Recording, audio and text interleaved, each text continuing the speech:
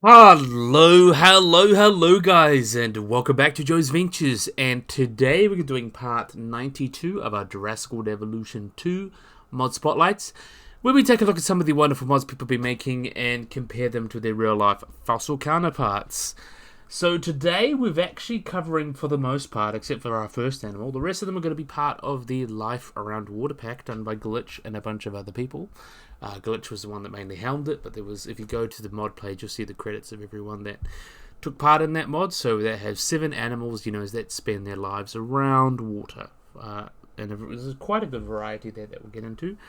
But first off, we're going to be starting with the odd one out of the bunch. We've got by Jojo Chess, we've got a reconstruction of Daeodon.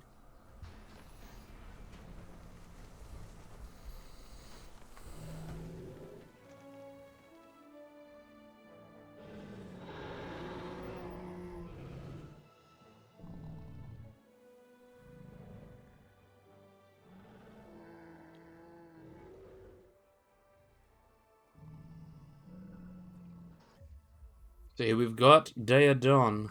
Look how great these guys are. We do like a Daeodon. I'll have a look at you. I think I like the colors on you. So this is Daeodon, which is a really cool mammal. So this is extinct genus of Entelodont even-toned ungulate that inhabited North America between 129 to 15 million years ago. So during the latest Oligocene to the earliest Miocene. So the type species is Daeodon shoshoensis, which is very fragmentary, but there have been other genera such as Dinosaurs and stuff kind of lumped into it.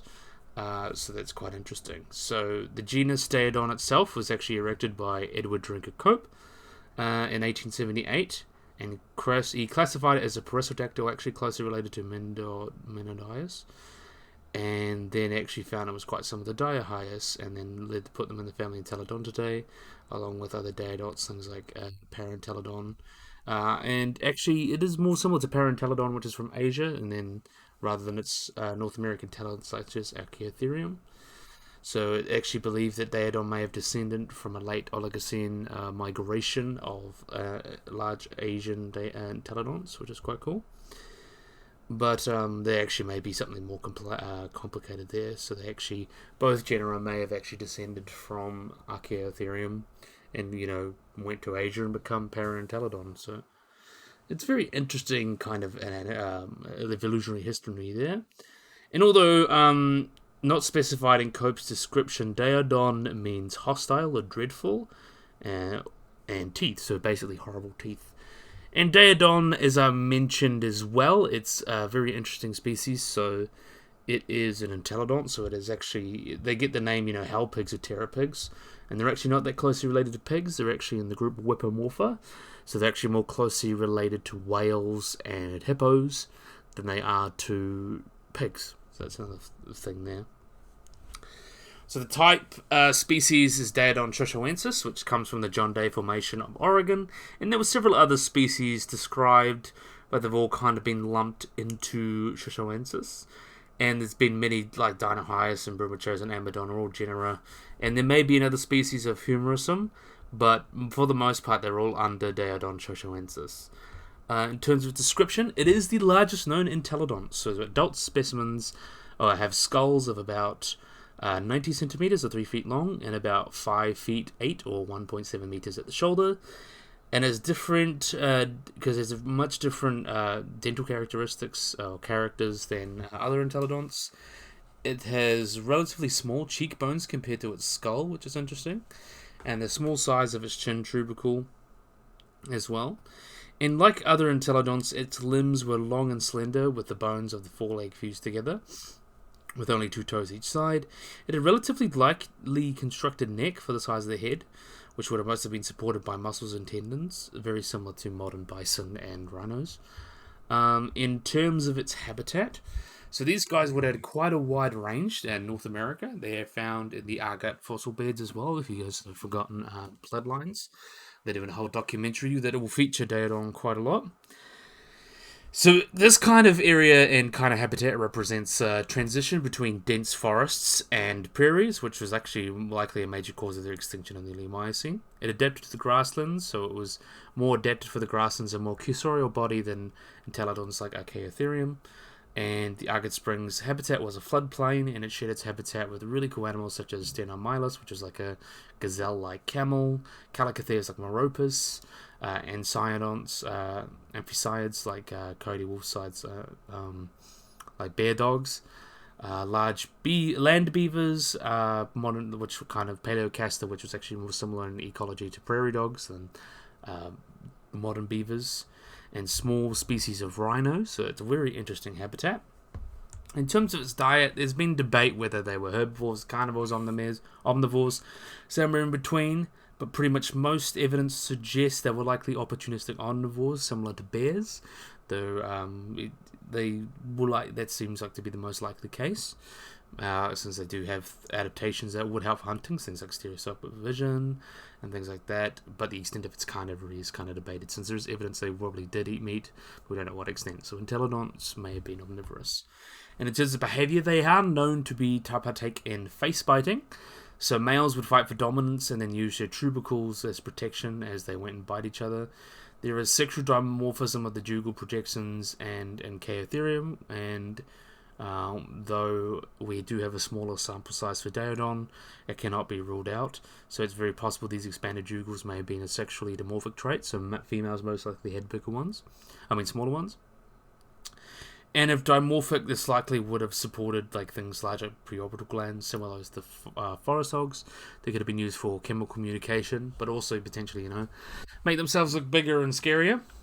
Yeah, but this reconstruction is much more, you can see, based on the old-timey, walking with dinosaurs or walking with beast type model, that scary entelodon that was very shrink-wrapped.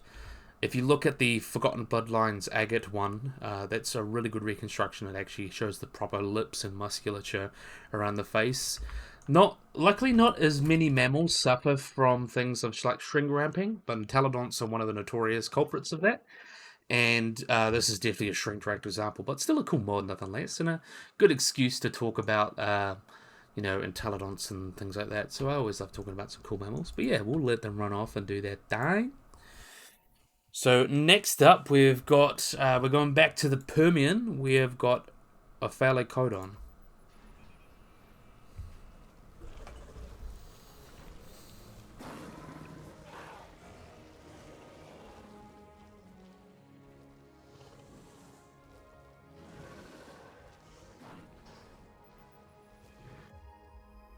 Let's have a look at you. It looks quite pretty there. We'll have a look at you. Why not? This is Ophiacodon, which means snake teeth or snake tooth. These guys are an extinct genus of synapsid in the family Ophiodontidae, which lived from the late Carboniferous to the early Permian in North America and Europe. The type species is Maurus by paleontologist O'Neill Charles Marsh in 1878, and currently includes 5 species. And they're actually one of the most basal synapsids in the line. And that because of that, they're actually more closely related to you and me than they are to like a crocodile or a dinosaur. So these guys are kind of the earliest on the road to mammals in that way.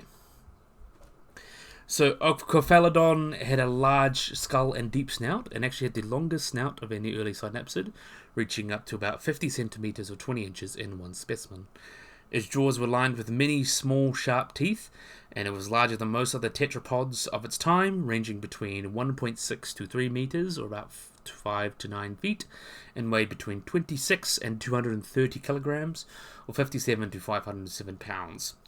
In specimens, they do vary greatly in size, and it is difficult to... these differences in size were once used to differentiate different species, but now it's recognized that may be different growth stages. So smaller bones often have more poorly developed joint structures than larger bones, implying they could be from juvenile individuals. Analysis of the histology and stuff may be differences in sizes, may be growth stages rather than different species. So there may only be a few species. I don't think there's anyone really looked into it that much yet. But as I mentioned, yeah, it's likely could be just a couple species. But they've been found in areas like England and France, Canada, and all over the United States. So quite a wide range. So in terms of its paleobiology, they would have likely lived on land, but paleontologists sometimes thought that it was semi-aquatic, and it was first proposed by E.C. Case in 1907, but later dismissed because a lot of the features that didn't seem to fit with... there was some evidence that suggests like things like, large broad claws, thin jaws, and numerous small teeth, and weakly developed bones. Was seen, but that was kind of something that no longer believed to be evidence of aquatic lifestyle, as broad claws were mostly seen in most early tetrapods, and long hind limbs would have not been an effective method of propulsion, as their feet were rather small and didn't have a large surface area, which means they wouldn't have been able to swim very well. But another thing that's really cool as well, that means they would have lived would have lived terrestrially. There has been some evidence, there's kind of debate whether they were more terrestrial or more aquatic, but I believe it's leaning towards terrestrial at the moment. And there have been skeletons that show that these guys have a fast growth pattern called fibrolamina bone, which suggests at least partial warm-bloodedness, and this type of bone is found in birds and mammals, so it's likely these guys weren't just, cold-blooded endothermic reptiles. They likely may have had some sort of, endothermy, so be able to regulate their own body temperature by themselves, rather than relying on the environment. So that's quite a cool little adaptation that they may have had, and it shows how early we may have had it back in the day. And there's even some arguments that some animals like early dinosaurs and early archosaurs may have been warm-blooded, and then things like crocodiles lost it to better adapt to their, sedentary kind of lifestyle. So yeah, another cool thing there. So we'll let these guys run off and do their thing. Next up, we're going from the Permian and Carboniferous up to the Mesozoic. Not the Mesozoic, the Miocene. We've got Trilophosuchus.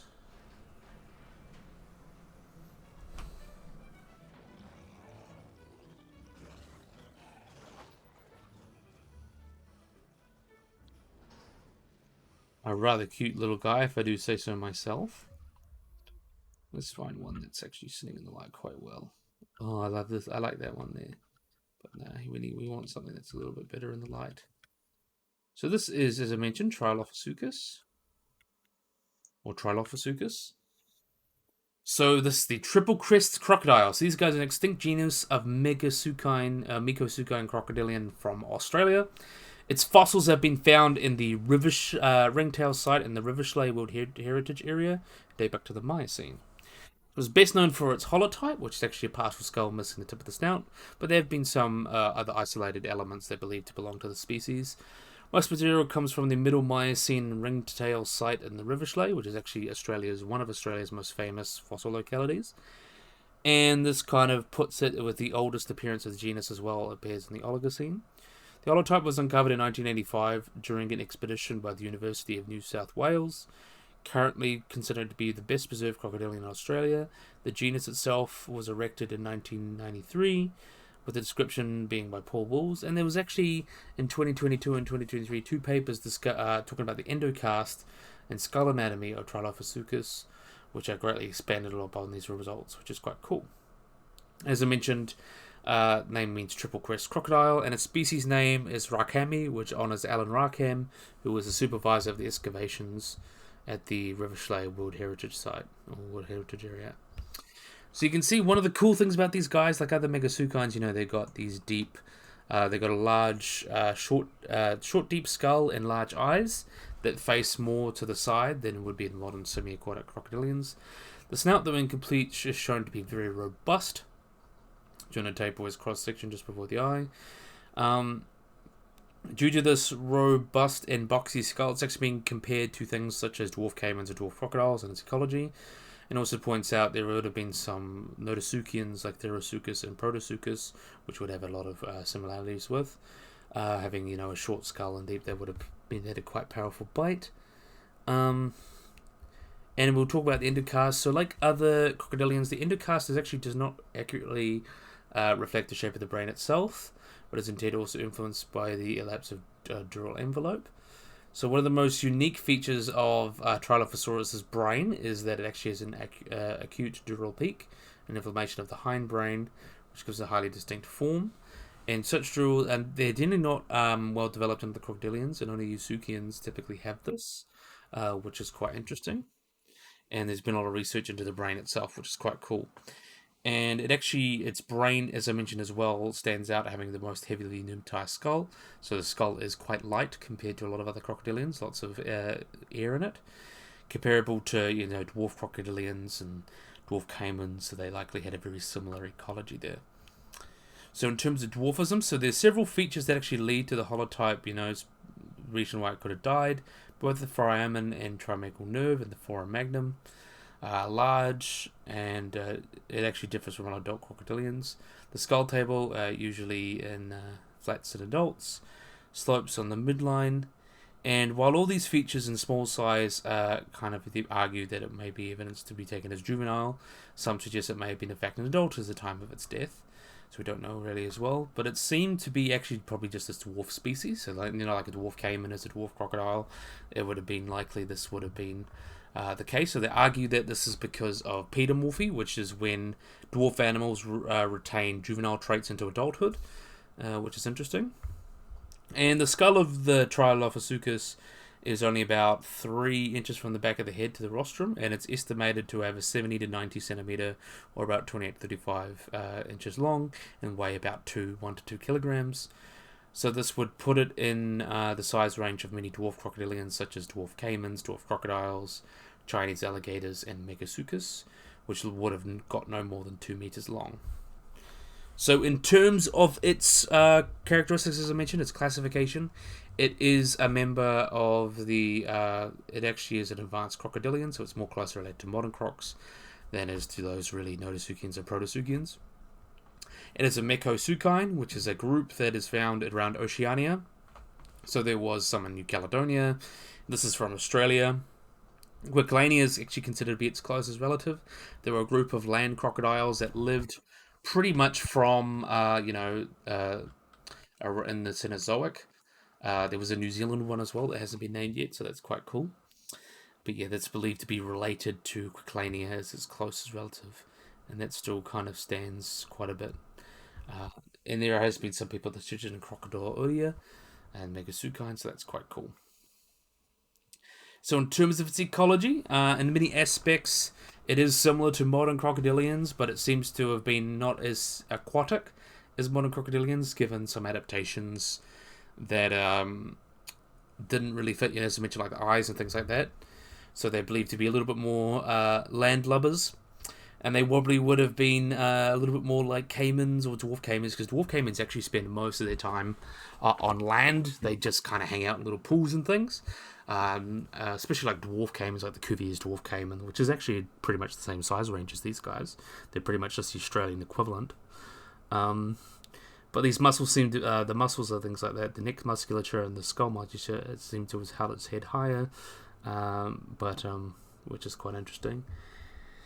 Another method of looking into it, they kind of seem like they would have briefly touched on the similarities seen in modern dwarf caimans and crocodiles, but noted some differences, and it seems they may be more similar. They definitely were a terrestrial animal, considering its relatives like volar and, as I mentioned, Quicklania would have been all arboreal. I mean, not arboreal, terrestrial. They also compare them to Trilophosaurus and Bravosuchus and Sebicus, which are all crocodilians that were all terrestrial. They had a small boxy skull, and they may have been more analogous to things like Komodo, large monitor lizards, or like Komodo dragons and things like that, and feeding on small prey. The overall morphology, they seem to have joined the shape of the brain, so they would have had a mix of both actually more basal and more like advanced features. So there would have been like a hodgepodge of all these different interesting adaptations, and they definitely would have been ecologically similar to today's dwarf crocodilians, but overall more terrestrial than any extant crocodilians. So they would have been landlubbers. In terms of paleo environment, it was a very rich habitat. So River Schley was actually a very diverse fauna in general, not including the crocodiles. Crocodiles were very diverse as well. And there seems to be evidence of multiple crocodilians niche partitioning in the ecosystem, similar to like South America today. So in instance, the ringtail, so actually they have a more typical, semi-aquatic large ambush predator that would have not have really competed. The Baru would not have competed with Trilophosuchus. There's also some animals like Megasuchusanderi, which is another species of Mekosuchine. So they may have had some differences in ecology, but we don't really know. They might have just hunted different things or lived in different areas. The Riverside Formation also has a frozen karst terrain and has like lungfish, turtles, and the extinct giant platypus Odorodon dixoni. Also terrestrial forms of things like Vaughan possums, and there would have been lots of sites in the area. But yeah, River Schley is a very rich formation and very interesting. So yeah, we're going to let them run off and do their thing. So let them run off and do their thing. Oh no, we wanted to out the way. So yeah, we're going to be carrying on. So next up, we have got, we're going into the water, we're going to the lagoon. We have got, I think I'd ever pronounced that, Scapanorhynchus. So I'm going to have to airlift this one, because it's based on the Megalodon, but it won't come out of the hatchery, so I'm going to airlift this one. But don't worry, we're going to get a good look at it. We'll just let it fast forward.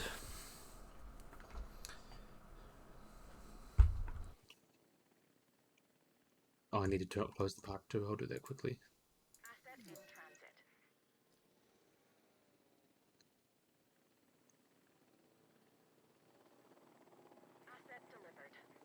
That was definitely very interesting on that part. So let's have a look at it. So here it is. So this is Scapanorhynchus, which means shovel snout. It's actually an extinct genus of goblin shark, believe it or not. So let's have a look in photo mode. So it's an extinct goblin shark species or genus that lived during the Cretaceous period, so from the Aptian to early Maastrichtian. To the end of Maastrichtian, I mean. So this would have been around right at the time when the big meteor hit and killed all the dinosaurs. All non-Amy dinosaurs. Though later records, such as those from the Miocene age, have actually been attributed to a different species, Sulbocatus, but is highly dubious, and they may be misidentified sand sharks. And it's actually the first goblin shark species to be described, with the type species actually being described 10 years before the living species of goblin shark. So this was a cool example of, the fossil animal being discovered before the real animal, which makes sense because, goblin sharks are very deep sea animals, so that makes complete sense of why it would not be spotted first. So, Scapanorhynchus has an elongated, flattened snout, so you can see it's almost very goblin shark-like, and owl-shaped teeth for seizing fish and chewing chunks of flesh from its prey. Typically did not exceed a length of 4.5 meters or 13 feet, although large teeth that have a height of about 6 centimeters indicate they could have had a length of about 22 feet or 6.7 meters. And there are extreme similarities of the living goblin sharks, which is the genus Mishkuna otswani, has actually led some experts to actually lump it as a species of Scapanorhynchus. However, most shark specialists actually regard the goblin shark to be distinct enough from its prehistoric relative to merit its own genus. Though I would argue maybe, it was named first, you could argue that, but yeah, it's taxonomy, it's very complicated. Very interesting that unlike modern goblin sharks that live in deep open water, so they're found in the depths, the midnight zone of the ocean, these guys would have been a different in ecology. So modern goblin sharks would be, the deep ocean, being a sluggish, opportunistic feeder, feeding on benthic fish and invertebrates. So Scapanorhynchus is actually much more of a pelagic apex predator than that inhabited the epipelagic zone of the continental shelf. So it would have lived much higher in the water column, and it would have been more like a great white or tiger shark in ecology rather than goblin shark.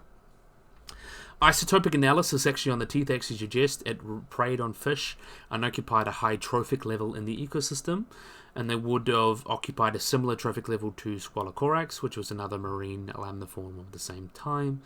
Its active predatory lifestyle may have actually made it more susceptible to the impacts of the meteor that hit during the Cretaceous-Paleogene extinction event, as with other sharks that had lifestyle. So it's very possible that the modern ancestors of the modern goblin sharks may have had a more similar ecology, and that slow ecology would have helped them survive the KPG, which is quite cool.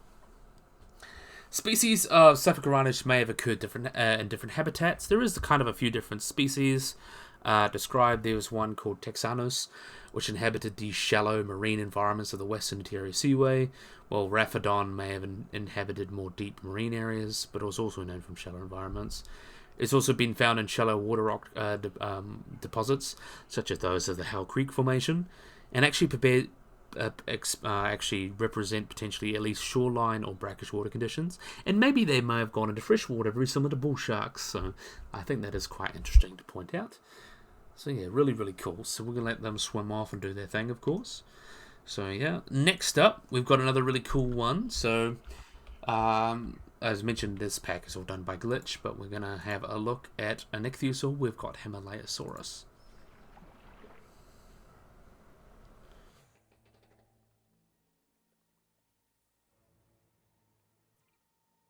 That was a bit of a glitch. I don't know what happened there. But that's okay. So let's have a look at you. That one's floating in midair, but that's okay. We'll just let them sort themselves out.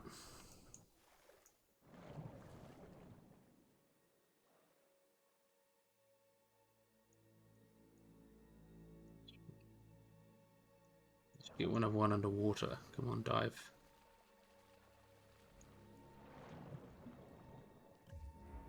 That's good. That's good. I like that. So Himalayasaurus is an extinct genus of Ichthyosaur from the late Jurassic Kwalongumba Formation of Tibet. And its type species Himalayasaurus tibetensis was actually described in 1972 on the basis of fragmentary remains including teeth, limb bones, and vertebrae. The entire body length is actually estimated to have been about 15 meters long, or potentially over that, or 9 feet, so about the same length as a humpback whale. However, it has been considered a nomen dubium due to dubious name due to lack of features that set it apart from other ichthyosaurs. Although the presence of distinct cutting edges of the teeth have been more recently proposed as a unique feature. And the cutting edges have been found in the Ichthyosaur Thalassoarchdon in the western US. And there's not too much known about this guy. It is believed to have been a member of the family Shastasauridae, so it is related to things like Shastasaurus, Ichthyotitan, and Shonisaurus. So it was a very big animal, as I mentioned, over 15 meters long, so it's very likely would have been a large apex predator ecosystem, which is quite cool. But yeah, not too much to say about this guy, but yeah, really, really cool.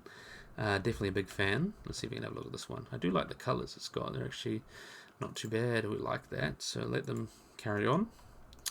So next up, we are going up to the everyone's favourite. We've got a couple spinosaurs that we get to talk about. I've already covered these species a couple times, so I'll just give a quick rundown on each of them. But first up, we have got Irritator.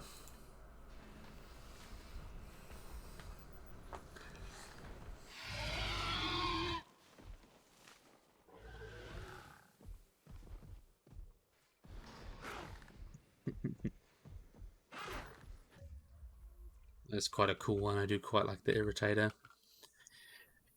So Irritator is a genus of spinosaurid dinosaur that lived in what is now Brazil during the Albian stage of the early Cretaceous, so it lived between 113 to 110 million years ago. It is known from a nearly complete skull found in the Ramondo Formation in the Area Basin. Fossil dealers acquired this skull and sold it to the State Museum of Natural History Surat, and in 1996 it became the holotype for the species Irritator challengeri. So the name comes from the word irritation, as because of the feelings of the paleontologists who found the skull was heavily damaged and altered by the collectors. That's very irritating. And the specimen's name, or the species name, is named as a homage to the fictional character Professor Challenger from Arthur Conan Doyle's novels. So some paleontologists regard Agorastoma limai, which is known from a snout tip, to actually be a possible junior synonym of Irritator, so it could be two genera put in one. Both animals hail from the same stratigraphic unit of the Barroa Basin, and it's also previously proposed that Irritator and Argamaskal belong to the same specimen. Although this has been cast into doubt, most overlapping fossil materials may be needed to confirm this. Other spinosaurid material, skeleton which could belong to Irritator or Agama, has been found or retrieved from the Raimondo Formation, and allowing a replica skeleton to be made and just put on display in the Natural Museum of Rio de Janeiro in 2009.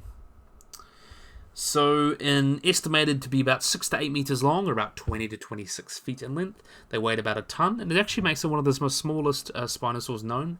As you can see, it's got a long, slender, and shallow snout, lined with straight and unserrated conical teeth.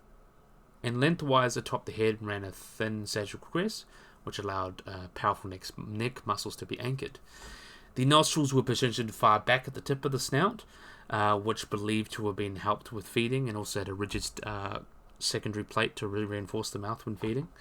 Believed to be a subadult, the holotype is actually the most completely preserved Spinosaurid skull yet known, and the Ambatura snout tip actually has a rosette-like shape, bearing a long teeth and usually tall crest. And one possible skeleton indicates that, like other Spinosaurus, it may have had elongated first finger claws, so those really big first fingers, and a sail running down its back, very similar to things like Spinosaurus, of course, which is quite interesting, and we've talked about the dramas with that. In terms of its classification, as I mentioned, it is believed to be related to other Spinosaurids. Have a look at the family tree. It is related to things such as Spinosaurus or Oxlania, Suchomimus. It is in the Spinosaurine, where it's believed to have been in. And we do have some very interesting things about its diet. So it was originally mistaken for a pterosaur, then a later Maniraptor dinosaur, and then identified as a Spinosaurid. The holotype skull was then redescribed in 2022, and both of them both Irritator and Aragomata belong to the Spinosaurine subfamily. It's believed to have a generalist diet. Like today's crocodilians, they might have preyed on fish and any other small prey it could catch. And there is fossil evidence known of an individual that ate pterosaur, so either hunting or scavenging it.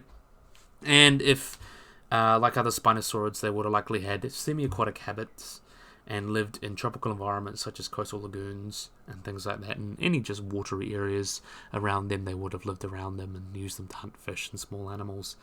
It would have coexisted with other carnivorous theropods and turtles, crocodilians, large number of pterosaurs and fish species, so it was quite a rich environment.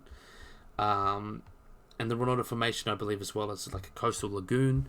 It is also quite famous for having lots of pterosaurs, things, like Myrodactylus, Tropicnathus, Thalassodromaeus, Tupraxia, some very famous species. There's also Centenoraptor that comes from there.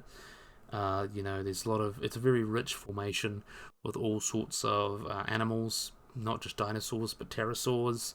As I mentioned, turtles, different species of fish. So it's a very rich ecosystem and quite a lot of prey for the species.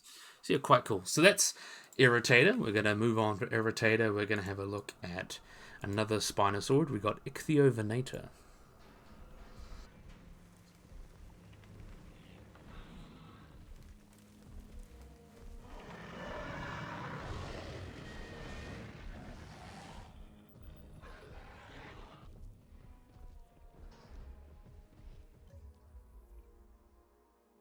Still doing that glitch. Cool. There we are. So this is Ichthyovenator. Again, I've already covered this one, so I'm going to just do a quick rundown. Ichthyovenator is a species of Spinosaur dinosaur that lived what is now Laos, so it is from Southeast Asia. It lived sometime between 120 to 113 million years ago, during the Abdian stage of the early Cretaceous. It is known from fossils collected from the Gira Supernus Formation and the Savannah Calette Formation, the first of which was found in 2010 that consists of a partial skeleton without the skull and limbs. The specimen became the holotype of the new genus and species Ichthyovenator laurensis and was described by Ronan Allan and colleagues in 2012. Its generic name means fish hunter, referring to its piscivorous lifestyle, and specific species Laos actually refers to the country as found. In 2014, it was actually announced there was more recovered, including more vertebrae and a pubic bone from the same individual. So the holotype specimen was estimated to be about 8.5 to 10 meters, so about 28 to 34 feet, and weighed about 2 tons. Ichthyovenator's teeth were straight and conical, and its neck actually was quite similar to the closely related genus Sigomasosaurus, which actually may be Spinosaurus, potentially. Like others in its family, Ichthyovenator may have had torn neural spines that formed on its back, and unlike the known Spinosaurids, Ichthyovenator may have had a wave-like shape to its sail and would have curved downwards over the hip and would have divided into two separate sails, which is interesting. The pelvic girdle was also reduced, and the ilium, or the uppermost body of the pelvis, was actually proportionally longer than both the pumius and ischium and other known theropods. And while it was originally thought to have been a member of the subfamily Baryonychines, it was thought to be more closely related to things like baryonyx, it's actually found to be a primitive member of the Spinosaurine, so it is more closely related than to things like Suchomimus and, of course, Spinosaurus and Zygomastosaurus. So in terms as a Spinosaur, it would have had a long, shallow snout and robust forelimbs. Its diet would have likely consisted of aquatic prey, and Spinosaurids have actually been known to eat small dinosaurs and pterosaurs. In addition to fish, they did have quite a rich diet, just anything pretty much small enough for them to eat. Ichthyovenator's conspicuous sail might actually have been used for sexual display or species recognition, and fossil evidence actually suggests that most Spinosaurids would have been semi-aquatic, and the vertebral spines of the tail were actually unusually tall, as in today's crocodilians, and they would have had a tall tail that would have acted like a paddle for swimming, and it would have lived in a rich environment, along with like sauropods and other pod dinosaurs, which is quite cool. So a little bit of interesting history there. It would have lived with animals like Tyrannosaurus and other animals in the early Cretaceous. It's also, there's lots of fishes from the formation, so it would have been quite rich. It's including iguanodontians, sauropods, things like that. And they actually looked in the isotope ratios of the species and things like that. They would have been hanging out much more near the water, so that's just another way of confirming that it would have been, like other Spinosaurids, more adapted to water. So yeah, really, really cool.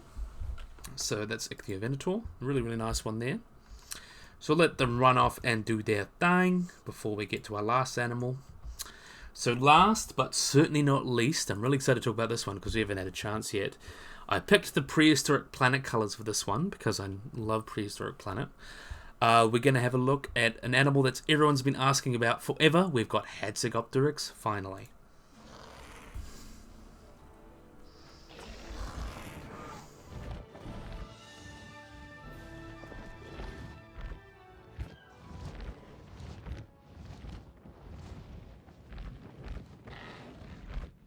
Let's have a look at you, because I love the colours on this one. Let's just let it get into the light a bit better. So this is Hatzegopteryx, which means Hatzeg Basin Wing. So this is a genus of a starkid pterosaur that was found in late Maastrichtian deposits of the Dinosaur Formation, which is an outcropping in Transylvania and Romania. It is known from only the type species Hatzegopteryx thabelma, which was named by paleontologists Eric Boutard, Dan Jerisabo, and Zoltan Sirski. Probably butchered the hell out of those, but whatever. In 2002, based on parts of the skull and the humerus. Additional specimens that include neck vertebrae have been found when in related place in the genus, representing a range of sizes. The largest of which would have put it among the biggest pterosaurs, like Quetzalcoatlus, with a wingspan about 10 to 12 meters. But very unusual compared to a lot of those other larger starkids. They would have had a very wide skull with large muscle attachments, bones with a spongy internal texture instead of being hollow, and a short, robust, and heavily muscled neck, measuring about 5 feet to 1.5 meters long. So unlike a lot of those later large, starkids, things like Quetzalcoatlus and Cryptodracon and those ones that had much longer necks, this would have been the opposite and had quite a short neck in comparison. And we'll get to why. So we'll keep carrying on and just talk about, the discovery and naming. So the first pterosaur remains of Romania were actually just identified as Franchnoscapsa in 1899. And the first remains of Hatzegopteryx were actually found in the student dig in the late 1970s from the Metal Desun Chula Formation in the Hatzeg Basin of western Romania. And it was dated back to the late Cretaceous, about 66 million years ago. The holotype itself is 2 fragments from the back of the skull and a damaged proximal part of the left humerus, and it was originally thought to be part of a theropod dinosaur when it was first announced in 1991. And then there was another bit of femur found, and then it was named in 2022 by French paleontologist Eric Buffon, which means the Hatzegopteryx Basin, and Thabermia means terror or monster, because it's quite huge. And there have been a few new specimens found. There was an individual with a wingspan about 4.5 to 5 meters, but obviously looking at these other specimens, they definitely could have got bigger. So in terms of its size, originally the size of Hatzegopteryx was actually estimated to be a humerus fragment of about 236 millimeters or 9 inches, with that of Quetzalcoatlus northopi, which had about a 21.4 inch or 554. And observing that Hatzegopteryx fragment preserved less than half the original bone size was actually just it could have been slightly longer than Quetzalcoatlus, and the wingspan of the latter has been estimated to be about 11 to 12 meters, or about 36 to 39 feet in 1981, with earlier estimates being potentially up to 15 to 20 meters wingspan. But they concluded that a 12 one was conservative, based on the humerus was longer than Quetzalcoatlus. But the most recent evidence in 2010 by Mark Whidden and Michael Habib, who were considered to be the experts on pterosaurs, concluded that Hatzegopteryx was probably no larger than Northopi, and also conclusions didn't account for the distortion of bone, and they generally estimated to be about 10 to 11 meters in wingspan, which is still bloody enormous. And it is within the same size range as Quetzalcoatlus, so there wasn't necessarily probably a biggest, there was just a bunch of really large pterosaurs or starkids of that size. It has been suggested, on the basis of its wide neck and robust vertebrae, that the entire vertebral column of the animal was slightly expanded, increasing its overall size, although it's likely not true, as these large pterodactyloids generally were wider and larger than the rest of the vertebrae. Although estimates of pterosaur size of vertebrae are not particularly reliable, the size of this vertebrae is consistent with the animal being about 10 to 12 meters in wingspan, so it aligns with each other.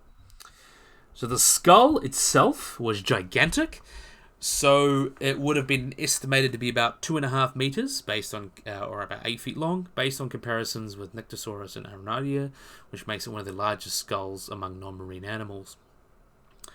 The skull was broadened at the rear end at about 0.5 meters, or about a foot wide, across the quadrate bone. And while most pterosaur skulls would have been kind of gracile, in Hatzegopteryx it was much more robust and bulky, with large ridges that indicate strong muscle attachments. And in 2018 it was actually estimated that these guys would likely have a stronger and broader skull, with a length of about 1.6 meters, about 5 feet, and an estimated wingspan to be smaller than others at 8 meters, which is potentially one way of interpreting. The massive jaw bore a distinctive groove in its point of articulation, which was found in some pterosaurs, including Pteranodon, so this would allow for a very wide gape. And unpublished research actually suggests that there's a proportionally short, deep beak, grouping them with kind of the blunt beak as starkids compared to the slender beaks, which would have been including things like Quetzalcoatlus lawsoni, which is a smaller species of Quetzalcoatlus. It's a smaller one than Orthopi. We'll also talk about the cervical vertebrae, so those are the neck vertebrae. A large neck vertebrae attributed to Hatzegopteryx was short and actually unusually robust. The preserved portion measured about 240 millimeters, or about 9 inches in length, while the entire vertebrae likely measured about 12 inches or 300 millimeters in life. Pterosaurs typically have 9 neck vertebrae, and regression indicates it was the 3rd to 7th vertebrae, and likely would have collectively measured about 1.5 meters in length, or the longest vertebrae, the 5th, being only about 400 millimeters, 16 inches. So we compare that with another relative, Aramborgania, which actually measured about 2.6 meters, or 8 feet length. So it's basically would have been almost, half the length of what other typical large giant starkids like Quetzalcoatlus and Aramborgania would have been in length. So it would have only been half that. It's 5 feet instead of 8 feet. And the bottom surface as well as these were actually quite thick. And for most, there would have been about 4 to 6 millimeters in width. While the other giant starkids, as I mentioned, like Aramborgania, surface would have been 2.6 millimeters thick. And although the neural spine of the vertebrae was not completely preserved, it was shown to still be relatively tall and robust, and is actually more similar to smaller species of starkids like Astarco, which is quite interesting.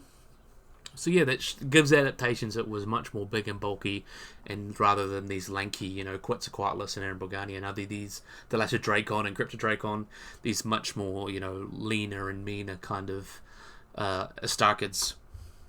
But we'll talk about his classification. So similarities between Hatzegopteryx and Quetzalcoatlus northopi have obviously been suggested, and they actually suggest they may have been sister species. And but we don't know exactly where they fit in the family tree at that point. There's also some references they may have been, looking at that they were definitely a derived or advanced member of the Astarchidae, and this placement was corroborated by other papers, especially in 2023.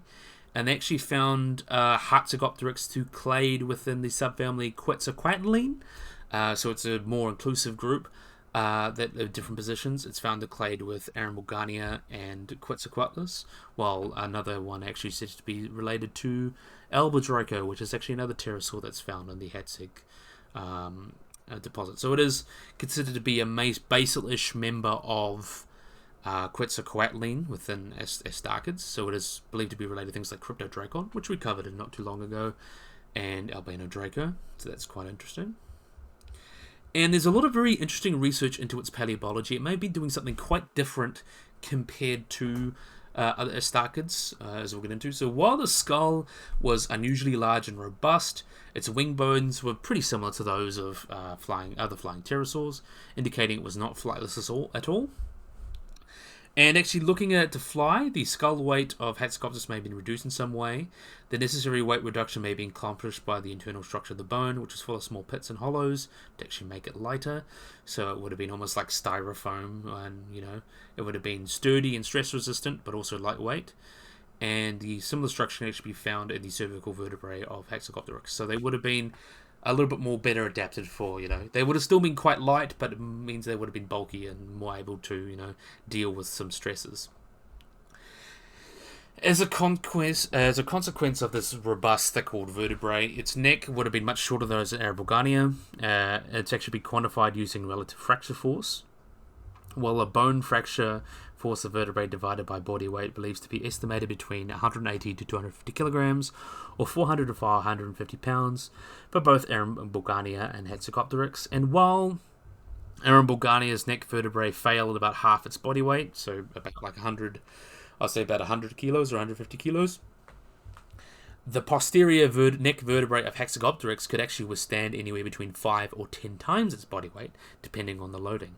So that's quite interesting. So it's even the hypothetical, lower ones could withstand. So it's very much stronger than things like Erebogania, so which implies they would have actually had a very different ecology. So although the centrum is much more robust in Hatzegopteryx and Erebogania, their ratios of bone thickness are actually roughly the same. This actually may represent a difference between bending stress and buckling stress, which is quite interesting. So to compensate, Hatzegopteryx would have had another adaptations to increase that buckling strength to help deal with those stresses before the bone buckles. And in order to robust that robust head as well, they would have had quite strong muscles. They had well-developed bores on the skull, and they bear prominent scarring on the bones that suggests they would have had quite strong muscles there. They would have actually transverspinous muscles that aid in the flexion of the head, strong neural spines, things like that would have just supported a very large and heavy neck. Well, not quite heavy, but a large, strong, muscular neck to support that large head. And we'll get to why potentially they would have had that. So in terms of its paleoecology, like other Astarchid pterosaurs, these guys would have been a terrestrial foraging generalist predator, and would have been significantly larger than any other terrestrial predator in Maastrichtian Europe. And due to this large size, it actually may be an example of an ice island gigantism, even though there's other large Astarchids. But a lot of the dinosaurs of these areas would have been, especially on Hatzeg, would have been dwarfs. So if you've ever seen, I think Planet Dinosaur, or as we mentioned, Walking with Dinosaurs, or Prehistoric Planet, that's what I was meaning. There would have been dinosaurs that were quite small, so like sauropods that weren't, huge. They were like the size of elephants, in even size of horses at some points, like Maragorasaurus and Paludotitan. Dwarf things like Zalmoxes, Struthiosaurus, so very small dinosaurs that would have lived on Hatzeg. And the robust genetics suggests it actually would have been well adapted for tackling larger prey compared to other species of Astarchids. So it may have been a little bit more raptorial. And meanwhile, other Earthstarkids would have fed on small prey, potentially up to the size of a human of 70 kilograms, and eating small dinosaurs and things like that. Another pterosaur that's Lasodromus may have been suggested to be raptorial, but these guys would have been like the large apex predator of the ecosystem. So apart from Hatzegopteryx, there would have been other denizens. There would have been Draco with a 3.8 meter wingspan living with, and there was another unnamed species that had about a 4 meter wingspan, and some pterodactyloids and some other small pterosaurs that have been named. Other species it would have lived with is the potentially herbivorous avian or dromaeosaurid balor, which is quite famous. A lot of island dwarfs such as Maguirosaurus and Plutititan, which are titanosaurs. The Hadrosaurus, Talmontosaurus, and Zalmoxes. Nothosaurus, Struthiosaurus, and some other fragmentary species of Maniraptorans. There would have also been crocodiles and crocodilian remains and non-archosaur components, things like mammals and things like that, and snakes and things like that. So a very rich formation. So during the time, Europe was actually an archipelago. So southern Europe would have been an archipelago. The members of the Hatzeg Island ecosystem would have lived in a landmass, which would have been part of this basin, would have been about 8,000 square kilometers, and separated by stretches of ocean about 200-300 kilometers. So this would have isolated the dinosaurs on the island away from the mainland. So this would have been a reason, for them to get smaller and become dwarfs, because, you can't have a 50-ton titanosaur population living on a small island. It's just not going to work. So a lot of these animals got smaller to compensate. It's a story as old as time. You have elephants. We have dwarf elephants, dwarf sauropods, dwarf hippos, dwarf deer. So many animals get onto islands and become smaller because they don't need to be so big to deal with predators. There's less resources, so they just evolve to be smaller, and they do it quite quickly. And then there's the inverse that happens. So things like rats and stuff, birds on islands, they can get bigger because those big niches aren't taken by anything else, so they can rise up and take those niches. So you get, as I mentioned, like New Zealand's a great example. We had the giant moa that were like birds the size of, deer, red deer. So they would have taken that large herbivore niche that mammals couldn't take because they couldn't get there. So that's a great example of how islands create this funky, ecosystems. So it's very possible that Hatzegopteryx, because there were no large theropods, there were theropods, of course, on the island. As I mentioned, there were potentially like Maniraptorans, and potentially, there would have been some other not the theropods potentially. So because there weren't any huge theropods, Hatzegopteryx probably its ancestors already quite large, as we mentioned, like Arambulgania and those relatives. They would have all been still quite large pterosaurs. It could have just easily just bulked up and fit in that niche perfectly and become the apex predator of its ecosystem. So yeah, it's quite cool. So living on this island, it would have been subtropical with an average temperature of about 25 degrees. There would have been various wetlands, rivers and plains, and woodlands dominated by ferns and angiosperms. And it would have been a relatively dry climate, but being coastal, it'd still be quite wet. So it would have been quite a rich ecosystem to live in. So yeah, it's really cool that Hatzegopteryx, is basically took that top predator niche. Yeah, really, really cool. And it shows how even pterosaurs can be quite so diverse. Yeah, really, really cool. So this is, as I mentioned as well, it's got its own, obviously, colors and things, but this is the prehistoric planets one. So you can see this is the one that's from, like, the beginning, almost like, I'd say this is the female and this is the male color. I really like pretty much all the designs from Prehistoric Planet are spot on and really interesting. So I'm definitely a big fan, and I'm glad that these finally come to Jurassic World Evolution 2. So yeah, Glitch and Co. I'm sorry I didn't get all your names to give you credit, but you all did really awesome job with this pack, and obviously Jojo Chess for the Daeodon. So you've all done a really wonderful job. So yeah, this is going to be the place where I end the video. So I really, really, really hope you guys have enjoyed this video. Hope you guys like and subscribe. Always remember to hit the little bell icon to get notified about anything. So yeah, if you guys enjoyed this video, hope you guys like and subscribe, and bye-bye.